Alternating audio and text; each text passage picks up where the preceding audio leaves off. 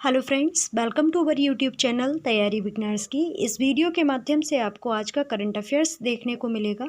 पूरा वीडियो देखिए और चैनल को सब्सक्राइब भी कर लीजिएगा। फर्स्ट क्वेश्चन है, भारत और यूनिसेफ द्वारा युवा लोगों को कोविड संकट से निपटने में शामिल करने के लिए शुरू किए गए अभियान का नाम क्या है? तो इसका नाम है यंग वॉरियर। युवा मामलों के मंत्रालय, स्वास्थ्य और परिवार कल्याण मंत्रालय, संयुक्त राष्ट्र बाल कोष और उसके सहयोगी संगठन युवा, साथ ही उनके सहयोगियों ने हैशटैग युवा वॉरियर नामक अखिल भारतीय अभियान शुरू किया है। इसका उद्देश्य देश भर में चल रहे कोविड-19 संकट को दूर करने के लिए युवाओं को शामिल करना है। इस अभियान में गलत सूचना का पता लगाने के लिए प्रशिक्षण, टीकाकरण और मानसिक स्वास्थ्य सहायता आदि के लिए पंजीकरण को प्रोत्साहन देना शामिल है। तो सबसे बड़ी बात है, एग्ज़ाम के पॉइंट ऑफ व्यू से आपको याद रखना है कि यूनिसेफ ऑफ भारत ने मिलकर जो एक अभियान चलाया है उसका नाम क्या है? तो उसका ये जो अभियान है उसका नाम है यंग वॉरियर। ओके, अगला क्वेश्चन है, सुंदरलाल बहुगुणा कौन थे जिनका हाल ही में निधन हो गया? तो वे एक पर्यावरणविद थे। पर्यावरणविद और पद्म विभूषण पुरस्कार से सम्मानित सुंदरलाल बहुगुणा का 94 वर्ष की आयु में निधन हो गया है। उन्हें चिपको आंदोलन का अग्रणी माना जाता था, जो हिमालयी क्षेत्र में स्थानीय लोगों द्वारा वनों की कटाई के खिलाफ विरोध का एक गांधीवादी रूप था। इस आंदोलन की शुरुआत 1973 में उत्तराखंड के गांव में हुई थी। अगला क्वेश्चन है, मई 2021 में आयोजित ब्रिक्स एस्ट्रोनॉमी वर्किंग ग्रुप की बैठक की मेजबानी किस देश ने की है? तो ये भारत देश ने की है। भारत ने 19 और 20 मई को ऑनलाइन मोड पर ब्रिक्स एस्ट्रोनॉमी वर्किंग ग्रुप की 7वीं बैठक की मेजबानी की है। ब्रिक्स एस्ट्रोनॉमी वर्किंग ग्रुप बैठक में प्रतिभागियों ने इस क्षेत्र में एक प्रमुख परियोजना विकसित करने पर सहमति व्यक्त की। इस कार्य समूह के सदस्य देशों में टेलीस्कोप की नेटवर्किंग और क्षेत्रीय डाटा नेटवर्क बनाने की सिफारिश की गई है। अगला क्वेश्चन है, हर साल संवाद और विकास के लिए सांस्कृतिक विविधता के लिए विश्व दिवस कब मनाया गया है? तो ये 21 मई को मनाया गया है। संवाद और विकास के लिए सांस्कृतिक विविधता के लिए विश्व दिवस मतलब कि world day for cultural diversity और फॉर डायलॉग एंड डेवलपमेंट हर साल 21 मई को मनाया जाता है। 2001 में यूनेस्को ने सांस्कृतिक विविधता पर सार्वभौमिक घोषणा को अपनाया और दिसंबर 2002 में संयुक्त राष्ट्र महासभा ने 21 मई को संवाद और विकास के लिए सांस्कृतिक विविधता के लिए विश्व दिवस के लिए रूप में घोषित कर दिया था। अगला क्वेश्चन है, ओपी भारद्वाज का हाल ही में निधन हो गया। वे किस खेल से पहले द्रोणाचार्य पुरस्कार विजेता कोच थे? तो ये बॉक्सिंग के पहले द्रोणाचार्य पुरस्कार विजेता कोच थे। मुक्केबाजी में भारत के पहले द्रोणाचार्य पुरस्कार विजेता कोच ओपी भारद्वाज का हाल ही में निधन हो गया है। उन्होंने 1985 में द्रोणाचार्य पुरस्कार जीता था। भारद्वाज 1968 से 1989 तक भारत के राष्ट्रीय मुक्केबाजी कोच थे और उन्होंने राष्ट्रीय चयनकर्ता के रूप में भी कार्य किया था। उनके कोचिंग कार्यकाल के तहत भारत के मुक्केबाजों ने एशियाई खेलों, राष्ट्रमंडल खेलों और दक्षिण एशियाई खेलों में पदक जीते थे। अगला क्वेश्चन है, जॉइंट रॉक वी हनी किस राज्य का एक जनजातीय उत्पाद है? तो ये तमिलनाडु राज्य का एक उत्पाद है। तमिलनाडु के मलयाली ट्राइब्स से प्राप्त शहद का एक अनोखा प्रकार है। ये विशालकाय rock bee honey tribes India संग्रह में जोड़ा गया है। अगला क्वेश्चन है, विश्व का सबसे बड़ा मल्टी स्पोर्ट्स इवेंट ओलंपिक खेलों का 2028वां संस्करण कहाँ पर निर्धारित किया गया है? तो ये यूएसए में निर्धारित किया गया है। दुनिया के सबसे बड़े मल्टी स्पोर्ट्स इवेंट ओलंपिक खेल 2028 संस्करण जो है संयुक्त राज्य अमेरिका में आयोजित होने के लिए निर्धारित किया गया है। अगला क्वेश्चन है, दिसंबर 2020 तक तटरक्षक के वर्तमान महानिदेशक कौन थे? तो वो थे कृष्णस्वामी नटराजन। कृष्णस्वामी नटराजन दिसंबर 2020 तक भारतीय तटरक्षक के वर्तमान महानिदेशक हैं। उन्होंने 1 जुलाई 2019 को महानिदेशक राजेंद्र सिंह के सेवानिवृत्त होने के बाद ये पद ग्रहण किया था। अगला क्वेश्चन है, दिसंबर 2020 तक भूटान के वर्तमान प्रधानमंत्री कौन थे? तो वो थे लोटे शेरिंग जी। लोटे शेरिंग एक भूटानी राजनेता और डॉक्टर हैं जो दिसंबर 2020 तक भूटान के वर्तमान प्रधानमंत्री रहे हैं। अगला क्वेश्चन है, खाद्य और कृषि संगठन का मुख्यालय कहाँ पर है? तो FAO का मुख्यालय जो है रोम, इटली में अवस्थित है।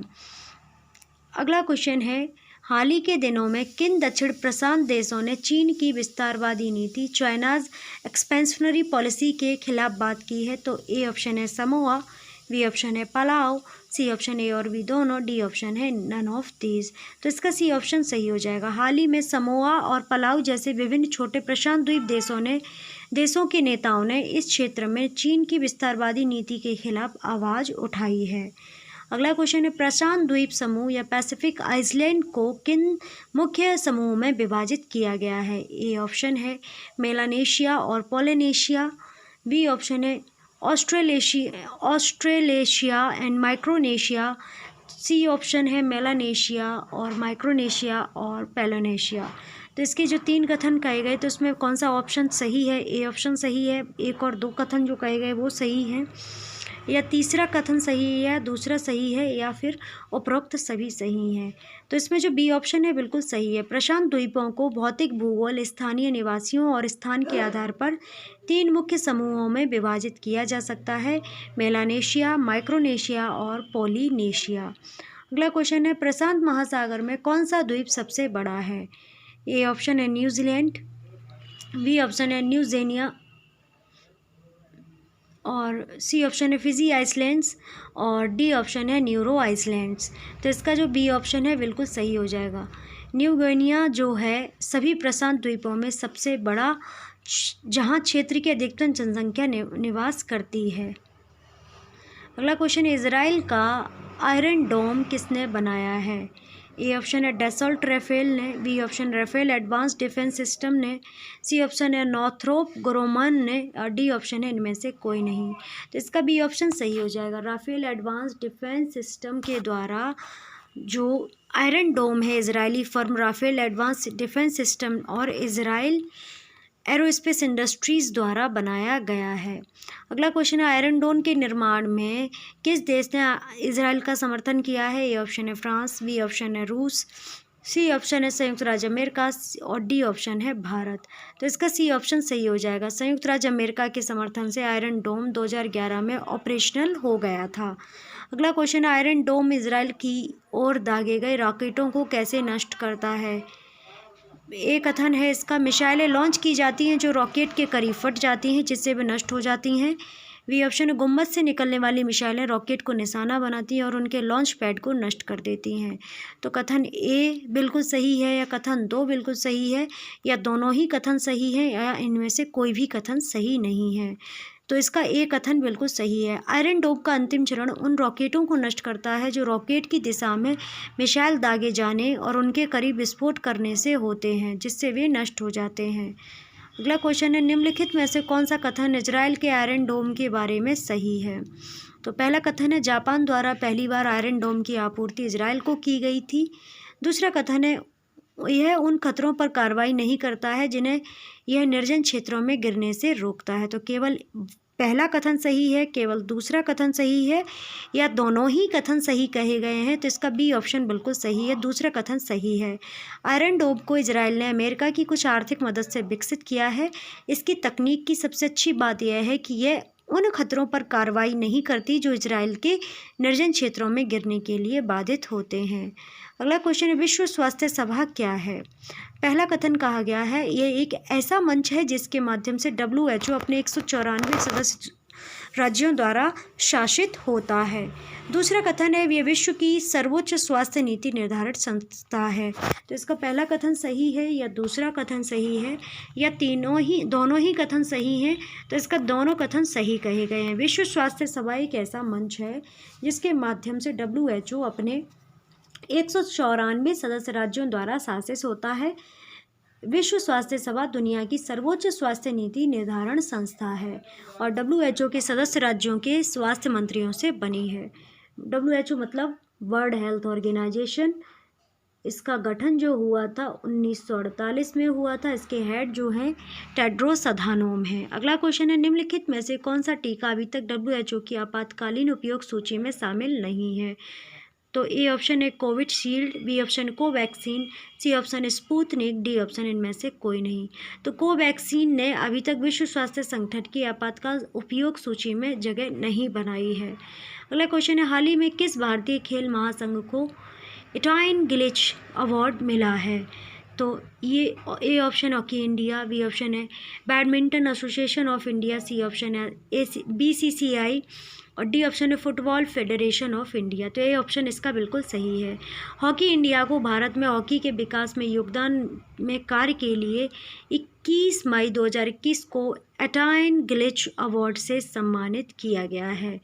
तो ये थे आज के करंट अफेयर्स के क्वेश्चन। आशा करते हैं आपको ये वीडियो अच्छा लगा होगा। वीडियो अच्छा लगा है तो ज़रूर से लाइक कमेंट शेयर कर दीजिएगा, चैनल को सब्सक्राइब भी कर लीजिएगा ऐसे ही नई नई जानकारी पाने के लिए। ओके, और कमेंट सेक्शन में अपने सजेशन और ओपिनियन ज़रूर लिखिएगा। और ये जो कथन बेस जो मतलब क्या कहते हैं ना, स्लो जो कथन के हिसाब से जो होते हैं, डिस्क्रिप्शन के हिसाब से जो भी क्वेश्चंस रहते हैं करंट अफेयर्स के, उनका मोटो यही रहता है कि आप एक साथ 3-4 क्वेश्चंस तैयार कर लें। ओके, तो वीडियो अच्छा लगा है तो लाइक कमेंट शेयर कर दीजिएगा, चैनल को सब्सक्राइब भी कर लीजिएगा। और आप बड़े एग्ज़ाम अगर देते हो जैसे UPSC है, UP SSSC है, तो इसमें ऐसे ही UPSI, इनमें आर्टिकल बेस ही करंट अफेयर पूछे जाते हैं। आप प्रैक्टिस सेट लगाते होंगे तो आपको पता भी होगा। Okay, thank you.